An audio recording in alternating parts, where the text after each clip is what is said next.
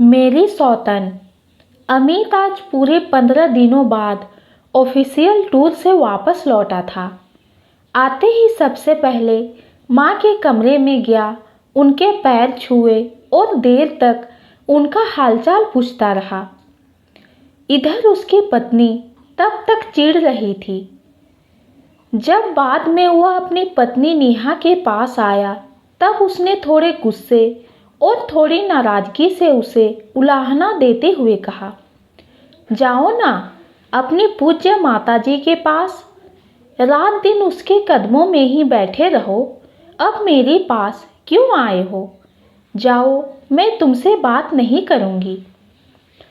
अपनी नई नवेली पत्नी की नाराज़गी वाली बात सुनकर अमित थोड़ा मुस्कुराया।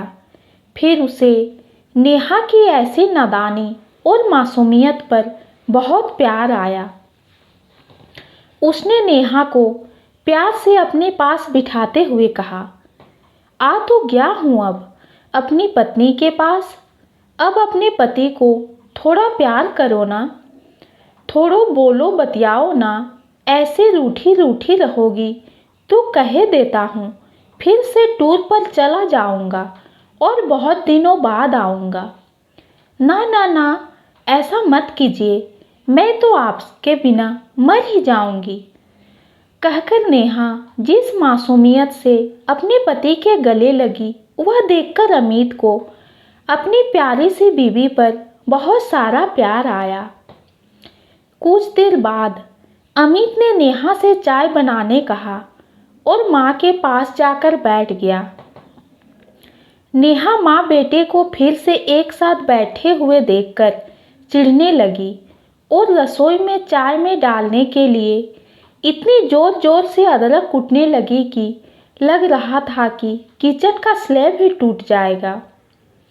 तभी अचानक उसका गुस्सा शांत हो गया जब उसने अपनी सास को अमित को समझाकर कहते हुए सुना, बेटा, तुम्हारा अभी नई नई शादी हुई है, तुम दोनों को एक दूसरे के साथ ज़्यादा प्यार दुलार होना चाहिए।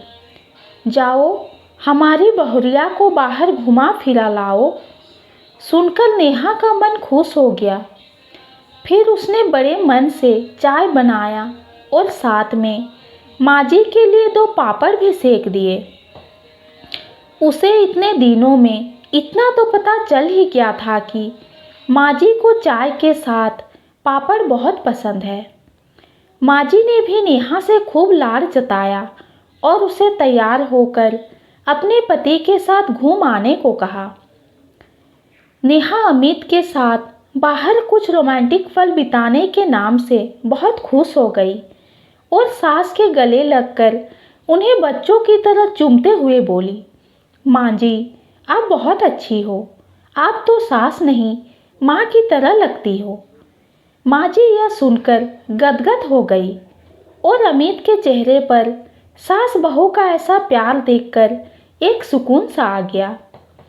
इधर बेटा बहू दोनों घूमने गए, उधर माँ जी अपनी सफलता पर खुश हो रही थी कि अच्छा हुआ जो उन्होंने बहू की नाराज़गी वाली बात सुन ली थी और जान गई थी कि अभी बहू में बचपना है, इसलिए उसे माँ बेटे का आपस का प्यार भी खटक रहा है। पर वह कोई बुरी सास नहीं बनेगी और ना ही बेटे बहू में झगड़ा होता देख खुश होगी। वह तो एक अच्छी माँ बनेगी। अपने बेटे की माँ तो वह पहले से ही है, अब अपनी बहू की भी माँ बनेगी और अपने परिवार को परस्पर प्रेम और सौहार्द से जोड़े रखेंगी। यह सोचकर माँ जी रसोई में रात के खाने की तैयारी करने चली गई। आखिर बहू घूम फिरकर जब वापस आएगी तब उसे खाना बनाने थोड़ा अच्छा लगेगा ना। माँ जी भी तो कभी नई नौतर बहुरिया थी, सो वह अपने बहू के मन की बात अच्छी तरह समझती थी। ये छोटी सी कहानी आपको कैसी लगी कमेंट में ज़रूर बताइए। कहानी पसंद आती है तो चैनल को लाइक और सब्सक्राइब कीजिए। कहानी सुनने के लिए आपका बहुत बहुत धन्यवाद।